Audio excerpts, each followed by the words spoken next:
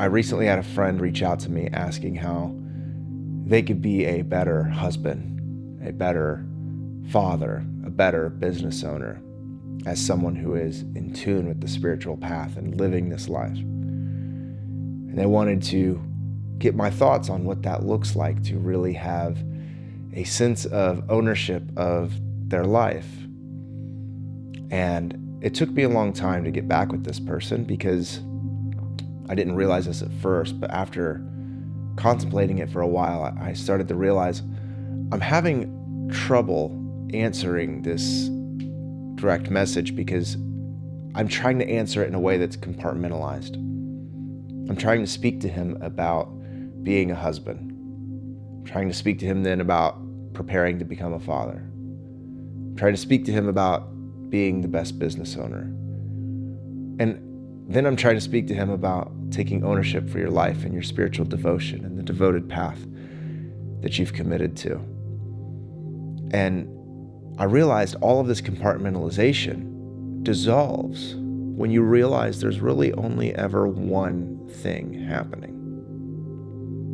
There's only ever one thing happening. And that one thing that's happening is consciousness. And that consciousness is paired then with a sense of devotion. Because of that consciousness, because of that awareness, it sparks a sense of sincerity about your life. It erodes any sort of ideas, preconceived notions that we have of anything that we should or should not be based on our conditioning. It actually frees us from the expectations of who we think we should be in any given relationship or role or responsibility. It liberates us to live the life of awareness of what the divine is seeking to manifest in us and through us and as us at any given moment, in any given time. And so I began to talk to him in a voice note that there's only ever the one thing.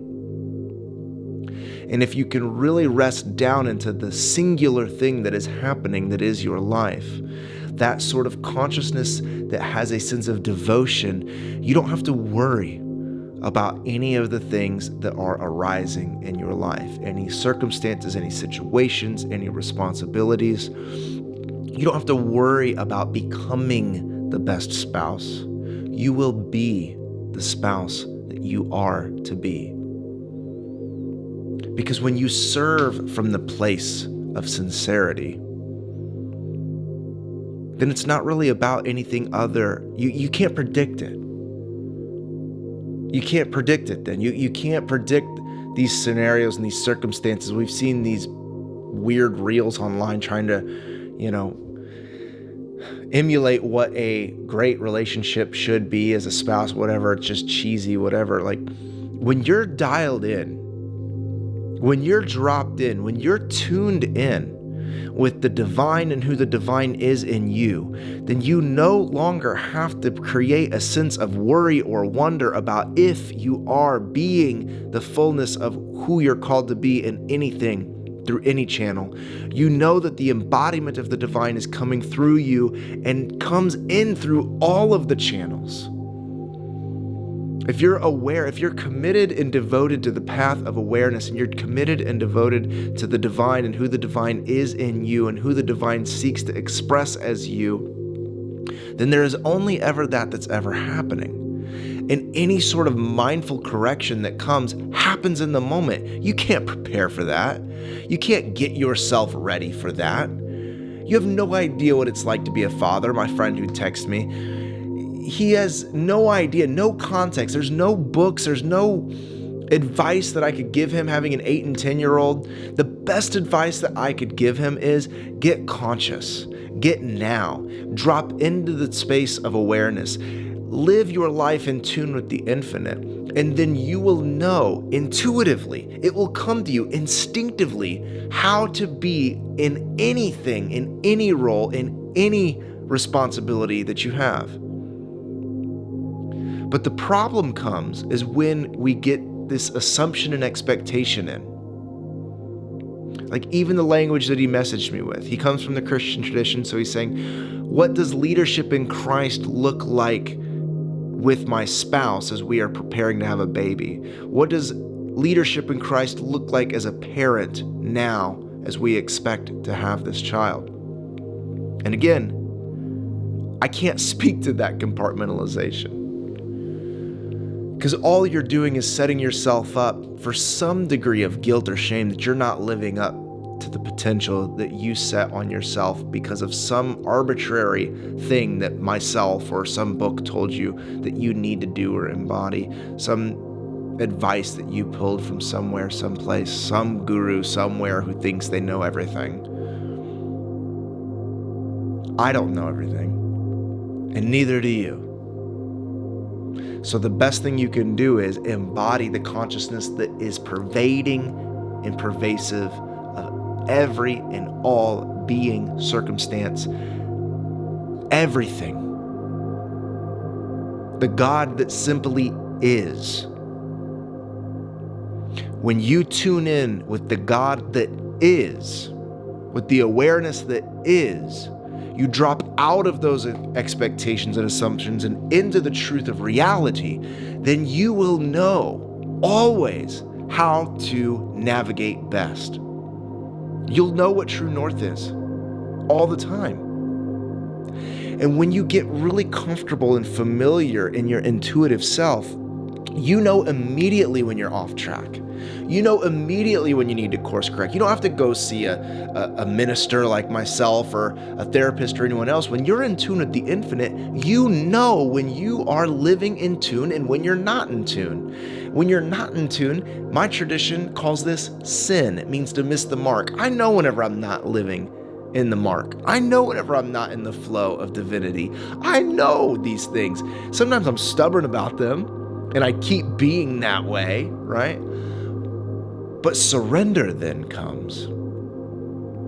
And if I choose to operate in surrender, dropped into the presence of the eternal, then I can put not my carnal mind on, but in my tradition, the mind of Christ comes on, and I see from above, and I'm able to then allow my ego to shut down for a moment and live from the place of service to the highest of myself and to that of those around me in whatever circumstance and responsibility there is.